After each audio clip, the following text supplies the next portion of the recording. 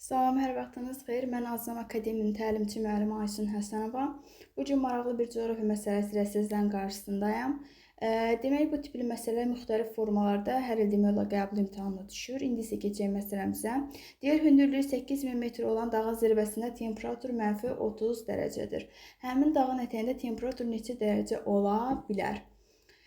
Biz bu məsələnin həllinə keçməzdən əvvəl sizinlə bir qeydi bölüşmək istəyirəm. Əgər biz yer səthindən 100 metr yüksəyə qalxırıqsa, bu zaman temperaturumuz 0,6 dərəcə aşağı düşmüş olur.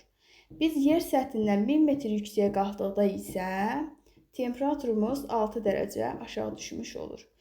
Bu qeydə əsasən məsələmizi həll edəcəyik.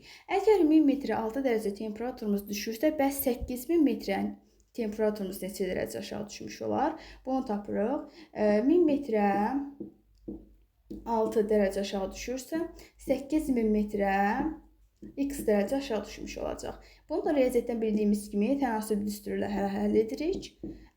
X-imizi tapırıq 48 dərəcə. Demək, zirvə ilə ətək arasında temperatur fərqimiz 48 dərəcə edir.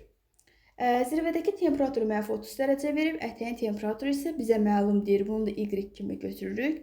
Y çıxılsın -30 dərəcə bərabərdir 48 dərəcəyə. Biz riyaziyyatdan bilirik ki, 2 mənfi qarşı-qarşıya gəldikdə müsbətə çevrilir. Y üstə gəlinsin 30 bərabərdir 48.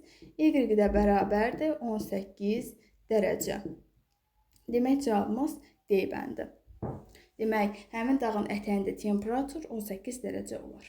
Bu qədər. Təşəkkür edirəm izlədiyiniz üçün.